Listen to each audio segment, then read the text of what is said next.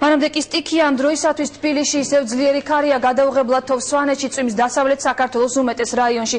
ნალექის რაოდენობა შემცირებულია აღმოსავლეთ საქართველოში, თუმცა აქ არის სიჩქარე მოიმატა, რომელიც მეტეოროლოგების განცხადებით წამში 25 მეტრს აღწევს. სინოპტიკოსები ვარაუდობენ, რომ ღამით უხვი ნალექი შენარჩუნდება.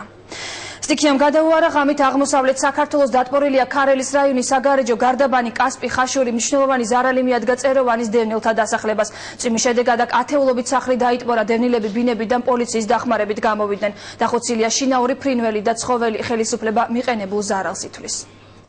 ნახევარსაათში გამოვლიდა, გამოვიყვან ბავშვს, მაგინდა იყო. დუშეთის სკოლაში მეზობელი სოფლები და ბავშვები ვეღარ დადიან. სტიქიამ სოფლები დამაკავშირებელი გზის გარეშე დატოვა.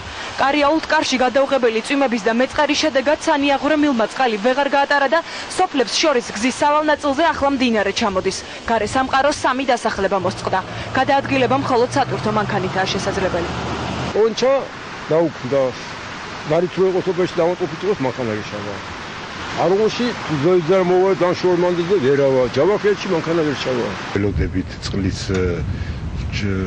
შეჩერებას და შემდეგ დავიწყებთ სამუშაოებს, რათა მოსახლეობას მივცეთ საშუალება, რომ მიიტანონ სახლში პირველადი მოხმარების საგნები, პროდუქტი და ბავშვებს მივცეთ საშუალება, რომ სკოლაში იარონ. გადაუღებელმა წვიმამ შიდა ქართლის ყველა რაიონი დააზარალა. მძიმე მდგომარეობაა წეროვანშიც.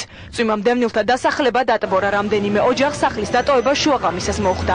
წყლის ამოტუმბოამდე დაზარალებულებს მთავრობა სხვა საცხოვრებელი ფართებით უზრუნველყოფს. შიშის განავტიროდი, ასე მეგონა ბავშვების გაყვანას ვერ მოვასწრებთ მეთქი.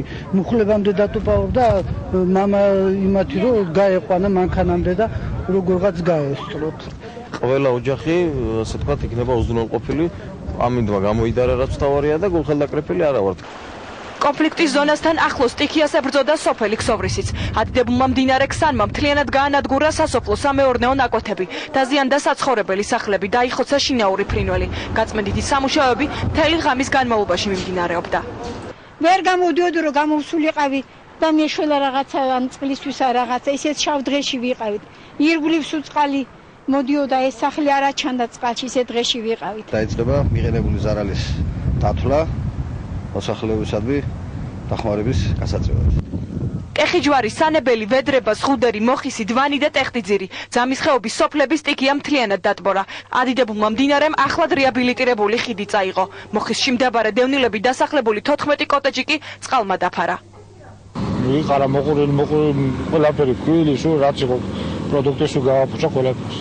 განსაკუთრებით მძიმეა მდგომარეობა გორის რაიონის სოფლსკრაში. დატბორილი სახლებიდან ბინადრები შინაგან საქმეთა სამინისტროს შიდა ქართლის სამმართველოს თანამშრომლებმა გამოიყვანეს. სოფლში აღდგენითი სამუშაოები დაიწყო. გორში კი ქალაქის ერთი ნაწილი სტიქიამ ბუნებრივი აირის გარეშე დატოვა. ადიდებულმა მდინარე მეჯუდამ გასადენი მილი დააზიანა, რის გამოც მოსახლეობის ნაწილს ბუნებრივი აირის მიწოდება შეუწყდა. დაზიანებულია მდინარეზე გამავალი ცენტრალური ხიდიც. მეწყერი ჩამოწვა მცხეთაში, ბებრის ციხესთან ჩამოშილმა კლდემ გზა ჩახერგა და ელექტროგადამცემი ხაზები დააზიანა. აღდგენითი სამუშაოები უკვე ჩატარებულია. სტიქიამ ძვინვარებდა კახეთშიც, ახმეტაში სოფლებთან დამაკავშირებელი გზა ჩაინგრა. გარე სამყაროს 5 სოფელი მოსწყდა. მდინან წამოსულმა ღვარცობმა ასეულობით ჰექტარი სასოფლო სამეურნეო ნაკვეთი დატბორა. ჩამოშალა ხიდის საყრდენები, 8000-მდე აბონენტს დენის მიწოდება შეუწყდა. ახმეტათიანეთის გზა არის დაზიანებული, ასევე სოფელ ქვემო ალუანში დაახლოებით 23-მდე ოჯახში წყალია შევარდნილი, მაგრამ მობილიზებულია ტექნიკა და მიმდინარეობს ამ წყლის ამოტუმბო. თილანად წყლით იყო დაფარული გარდაბნისკენ მიმავალი გზაც, განადგურებულია სახნავსათესები. მდინარე ალგეთის ადიდების გამო კი მკარნელუში 15 სოფელი დაიტბორა. 5 ხიდი წყალმა მთლიანად მოგლიჩა. სტიქიამ ადგილობრივ აზერბაიჯანულ სოფლებში მოსახლეობას 600 სული ხვარი გასტაცა. სტიქიის შედეგების აღმოფხრას მოსახლეობა ისევ ცდილობს. აღდგენითი სამუშაოები კახეთში, ქვემო ქართლსა და შიდა ქართლში ამ დრომდე გრძელდება.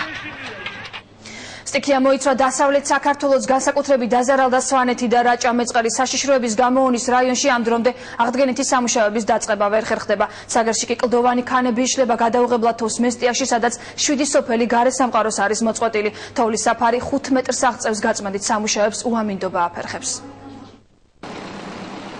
ონი ქართველმა გეოლოგებმა ყველაზე ცხელწერტილად გამოაცხადეს. ეს კადრები ქალაქის ახლოს ცენტრალურ მაგისტრალზეა გადაღებული. 10,000 კუბური მეტრის კლდე 48 საათის განმავლობაში გარესამყაროსთან დამაკავშირებელი ერთადერთი გზის ბლოკირებას ახდენდა. ბოლო დროს ყველაზე მასშტაბური მეწყერის გასაწმენდად მეგზავეებს 24 საათიან რეჟიმში მუშაობა დასჭირდათ. გვიჭირს მუშაობა, იმიტომ რომ აქ არის ინტენსიური ქვის წვენა და ძალიან დიდი სიფრთხილეა საჭირო, რაიმე არ მოხდეს უბედური შემთხვევა, ჩვენ მობილიზებული გვყავს ტექნიკა. ხშირია ზავალები, ამდენი წვიმით ჩამოდის გზებზე. მოსახლეობას პრობლემა აქვს, სურსათი ვეღარ შემოდის. ხომ, ახლა გვეხმარებიან და გვიწმინდავენ გზებს. უღელტეხილის ეს მონაკვეთი განსაკუთრებით საშიშია, რადგან გეოლოგები ამავე ზონაში მეწყრული პროცესების გააქტიურებას ისეველიან. სპეციალისტები ამბობენ, რომ კლდის ჩამოშლის პროცესი უკვე დაიწყო და მისი შეჩერება შეუძლებელია. ეს ძალიან ისეთი სახიფათო ადგილები არის ასეთი და საჭიროა მოდიო მეთვალყურეობას, იმიტომ საავტომობილო გზა არის ცენტრალური გზა, მოდიო